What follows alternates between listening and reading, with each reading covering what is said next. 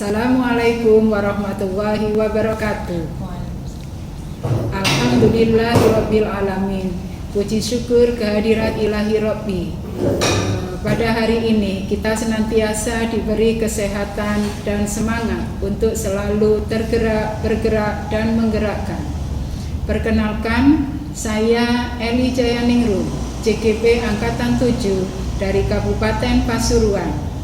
Pada kesempatan ini saya akan melaksanakan praktek supervisi akademik bersama rekan saya, Ibu Nurul Fauzia asal SPD atau lebih dikenal dengan nama Bu Uci. Berikut ini mari kita saksikan supervisi akademik yang akan kami laksanakan.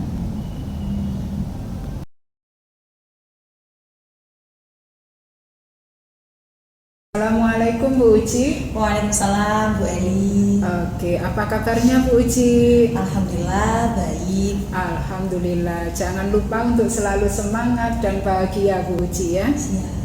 Oke Bu Uci, pagi hari ini kita akan melaksanakan rangkaian supervisi akademik ya Bu Uci.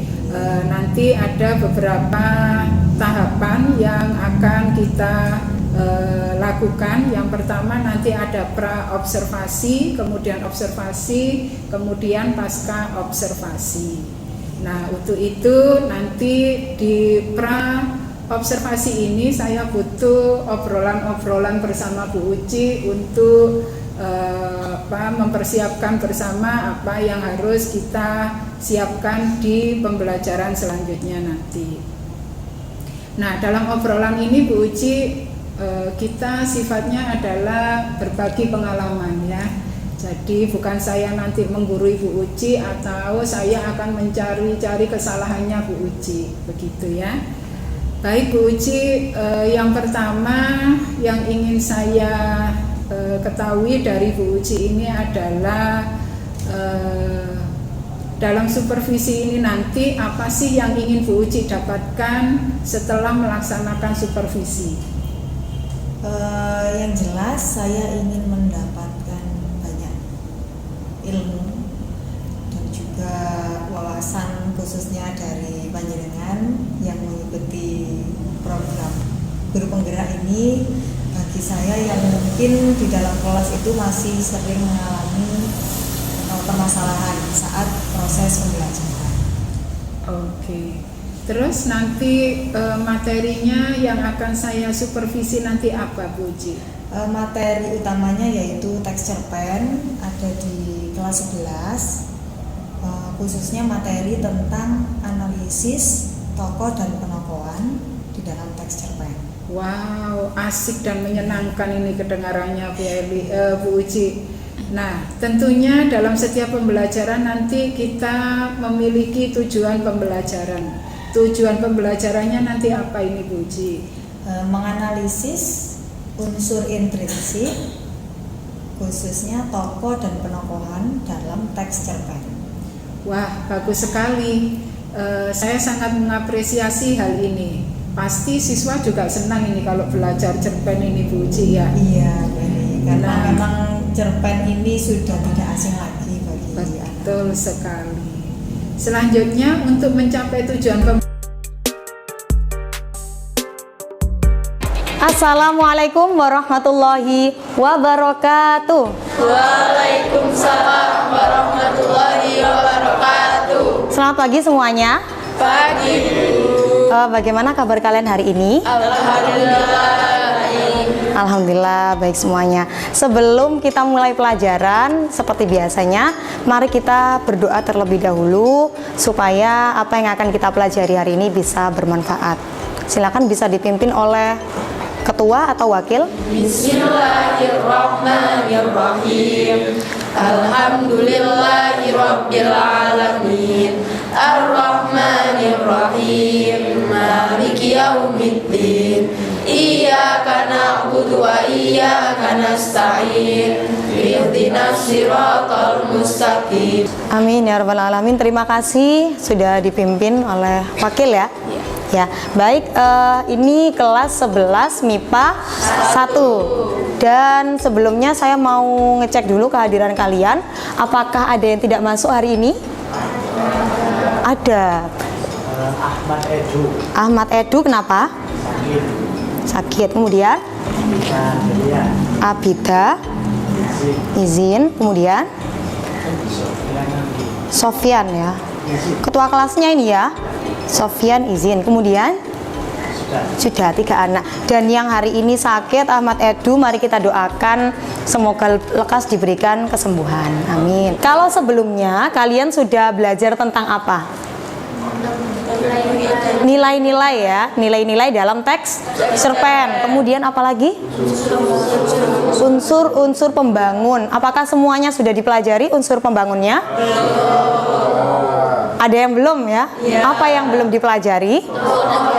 Tokoh dan penokohan, betul. Karena yang akan kita pelajari hari ini tujuannya yaitu untuk menganalisis unsur-unsur pembangun cerita pendek ya, khususnya dalam hal tokoh dan penokohan dalam buku kumpulan cerita pendek. Kita tingkatkan fokus kita dengan tepuk fokus ya. Tepuk fokus. Kalau kita mau belajar, maka kita harus fokus. Fokus, fokus, fokus. Yeay. Siapa sih mereka? Terus peran mereka itu sebagai apa? Ada yang tahu ini fotonya atau gambarnya siapa? Pemainnya Dilan, karena di kaosnya ada tulisannya ya. Tapi mungkin dari segi nama artisnya kalian tahu tidak? Tahu. Yang tengah itu siapa? Iqbal. Nah, ini apa yang disukai anak muda ini ya. Selain Iqbal ada siapa lagi?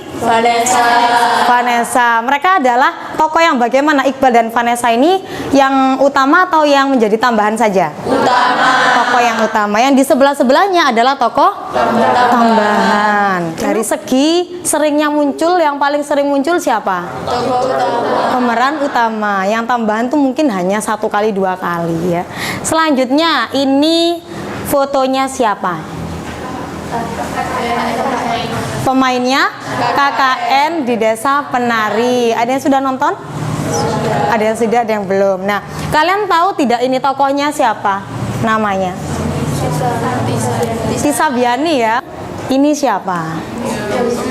Pemainnya Yowis Ben. Menurut kalian kalau dari tokoh-tokoh yang tadi, tokohnya baik semua ataukah ada yang tidak baik?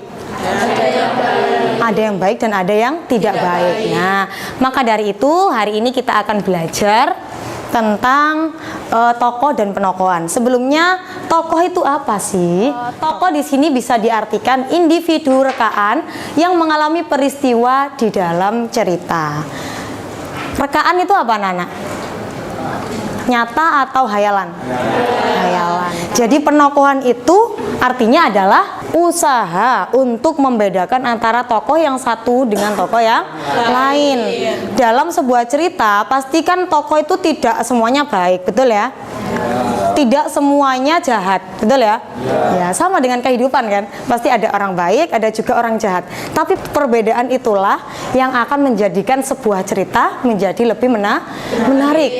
Kalau dari awal sampai akhir pemerannya baik semua, tidak ada masalah, apakah itu akan menarik untuk kita baca? Tidak. Ya, itulah manfaatnya ya.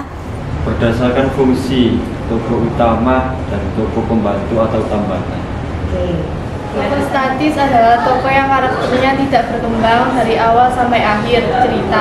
Tokoh ini tidak akan terpengaruh oleh adanya perubahan yang terjadi dalam lingkungannya. Ada tautan PowerPoint tokoh dan penokohan, itu kalian bisa membaca contoh analisis tokoh dan penokohan semuanya. Nah, sekarang saya akan membentuk kelompok ya menjadi 6 kelompok. Kalau satu kelas ini totalnya 35, berarti dibagi menjadi 6 kelompok ya. Isinya 5 sampai 6 siswa. Untuk kelompok 1 di sini, kelompok 2, kelompok 3, 4, 5, 6. Seperti itu.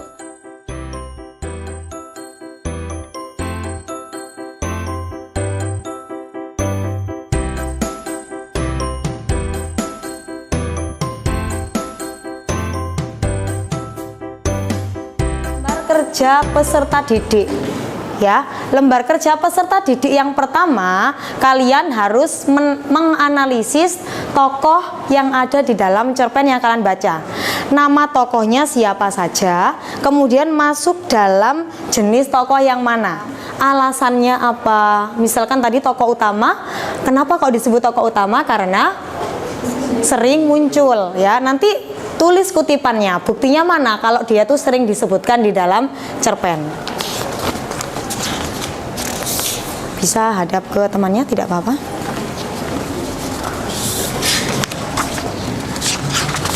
Ya.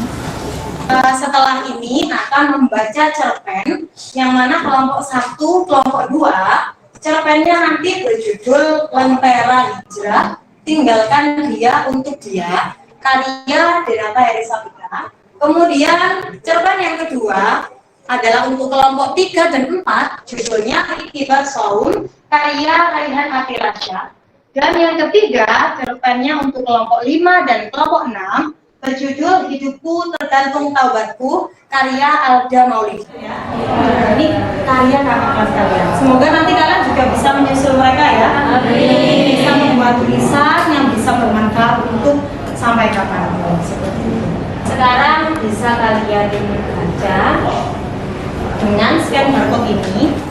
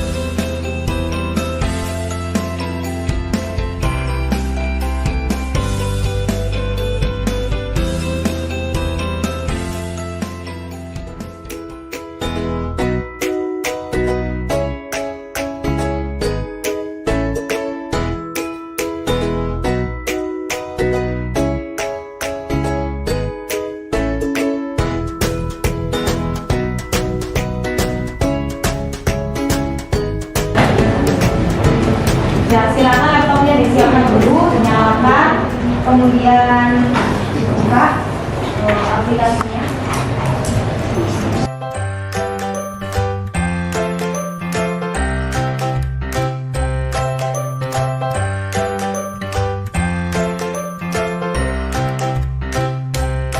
Namanya saja, bukti dan alasannya tidak usah dimasukkan.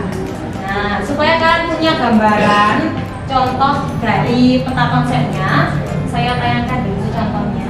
Dan ada yang bentuknya seperti ini. Jadi cabangnya ada yang ke atas, ada yang ke bawah. Ya.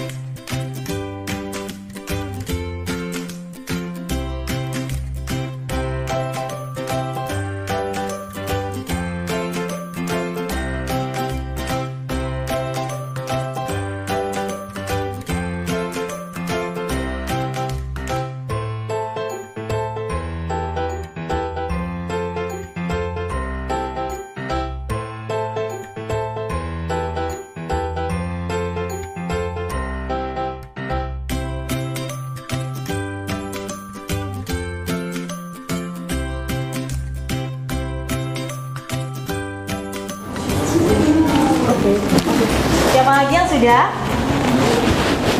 Sudah ya.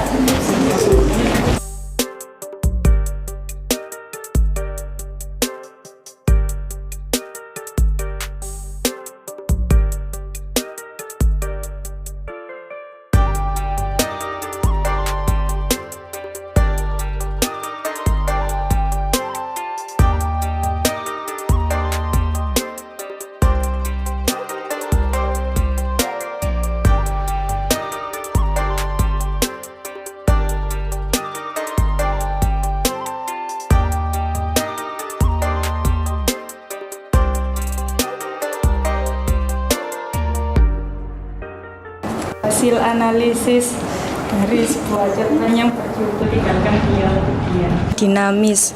Nama toko Sarah. Alasan, karena Sarah yang awalnya memiliki hubungan dengan Gara, setelah mendengarkan kajian Ustadz berubah dan menjadi sadar akan dosanya zina, sehingga Sarah kini lebih dekat kepada Allah. Bukti, mulai detik ini selagi Allah masih memberiku hidup, aku akan berubah. Aku akan menyerukan kata akhir pada dia, Gara. Ya, tepuk tangan untuk kelompok yang pertama. Ya, kalian bisa sambil melihat di peta konsep yang sudah dibuat ya. Yang berdasarkan peran, ada protagonis siapa saja? Sarah dan Ibu. Kemudian yang antagonis? Gara. Yang tritagonis? Ustadz. Kemudian yang terakhir berdasarkan perkembangan, yang statis siapa? Ibu, Gara, dan Ustadz. Yang dinamis? Sarah. Sarah. Nah, jadi ini adalah contohnya analisis dari cerpen Tinggalkan Dia Untuk Dia. Sekali lagi tepuk tangan untuk kelompok 1.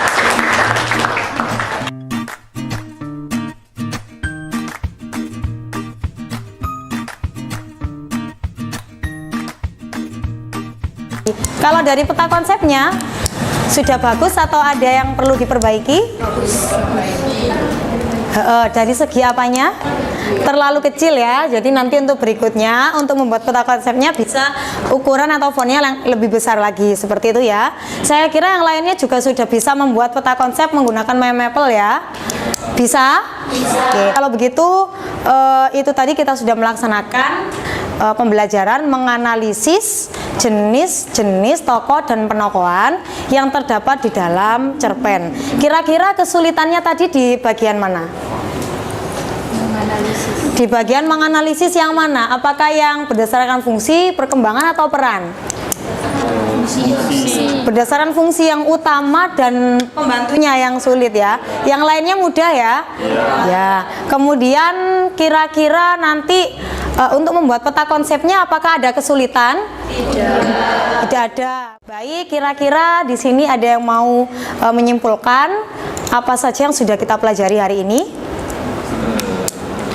Kita hari ini sudah belajar apa saja? Menganalisis tokoh dan penokohan. Ya, menganalisis tokoh dan penokohan dalam teks cerpen. Nah, ini nanti kira-kira manfaatnya apa ya? Kita tahu, oh tokoh ini tuh begini, tokoh yang lain begini. Manfaatnya supaya apa? Yang pasti bisa menerapkan dalam kehidupan sehari-hari ya. Yang jelas yang diterapkan ya tokoh yang memiliki karakter yang baik. Bisa kita teladani dalam kehidupan sehari-hari. Kalau begitu sampai di sini dari saya. Semoga apa yang kita pelajari hari ini bisa bermanfaat. Sebelum kita menutup pelajaran hari ini, kita ucapkan hamdalah dulu bersama-sama. Alhamdulillahirabbil alamin. Ya, sekian dari saya. Mohon maaf jika ada salah kata maupun perbuatan. Wassalamualaikum warahmatullahi wabarakatuh. Waalaikumsalam warahmatullahi wabarakatuh.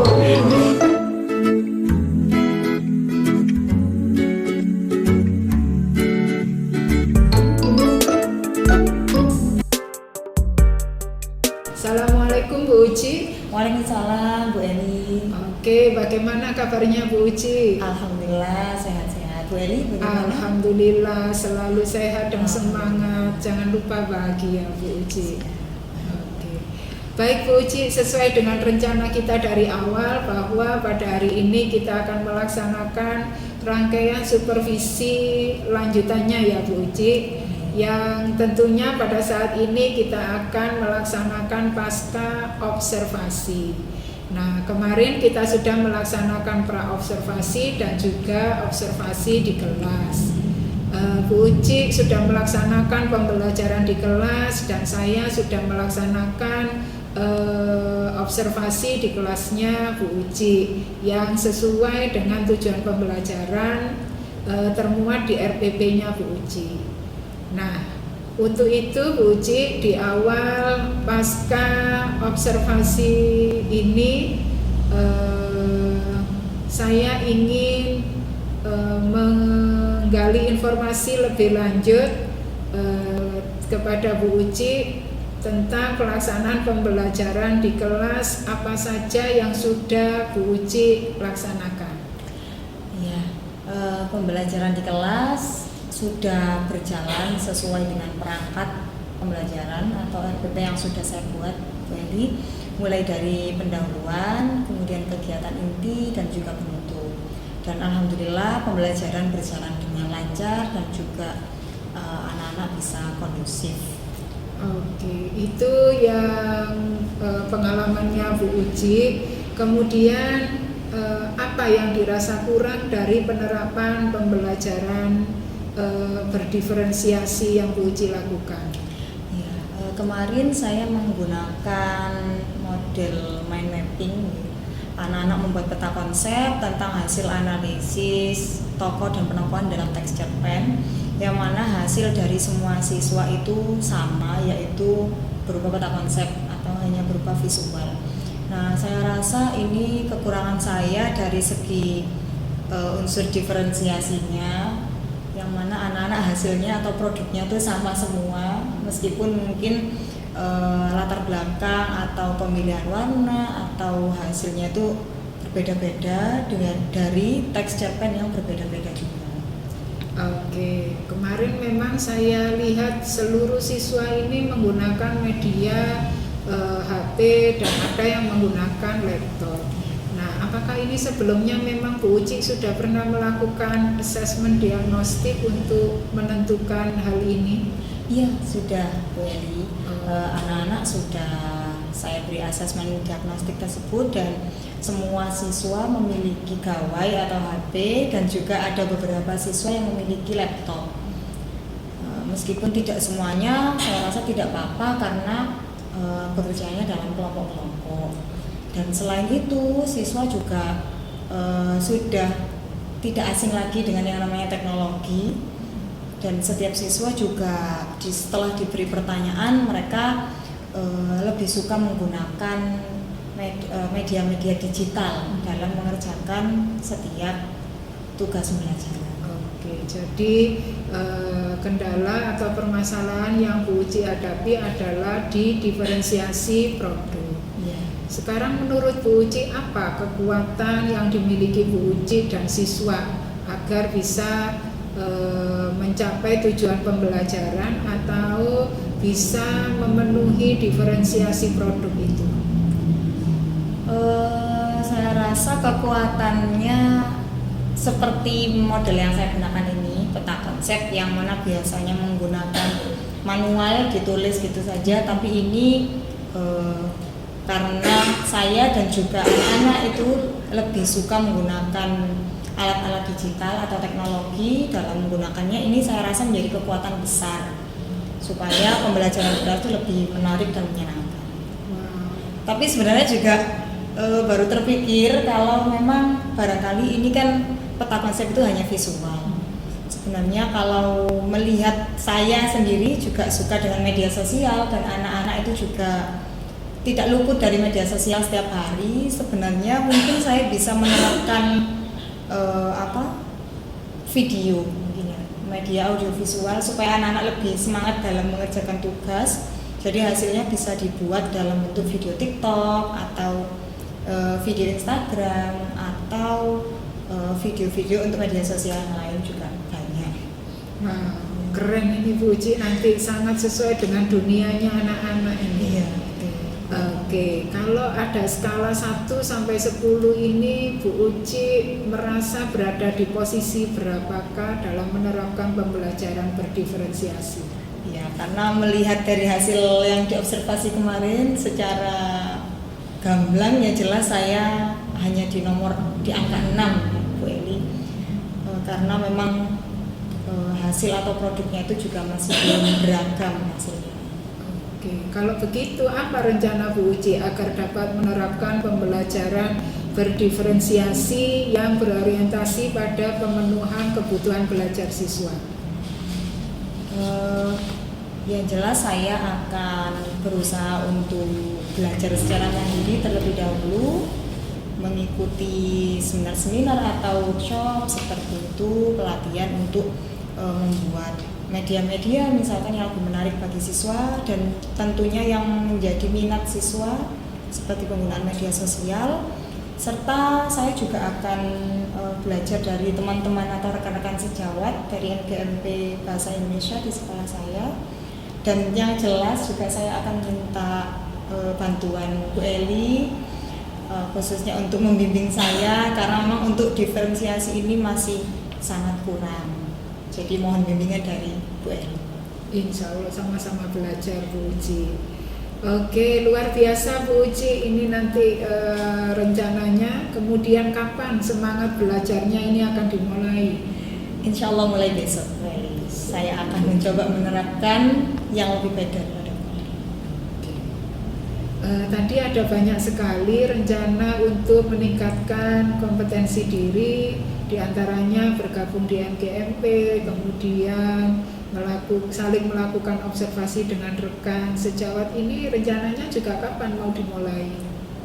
Kalau observasi dengan rekan sejawat, ini setelah ini kan mau liburan, jadi nanti bulan depan mungkin setelah Lebaran kita bisa melakukan observasi. Jadi mohon waktunya Bu Eli lagi untuk menilai bagaimana pembelajaran saya. Bu, saya ralat, bukan menilai, saling berbagi, saling berbagi pengalaman. Saya juga ini pasti ada kelemahan-kelemahannya yang tidak dimiliki oleh Bu Uci, begitu sebaliknya. Jadi intinya memang di pembelajaran itu kita harus saling berbagi, Bu Uci.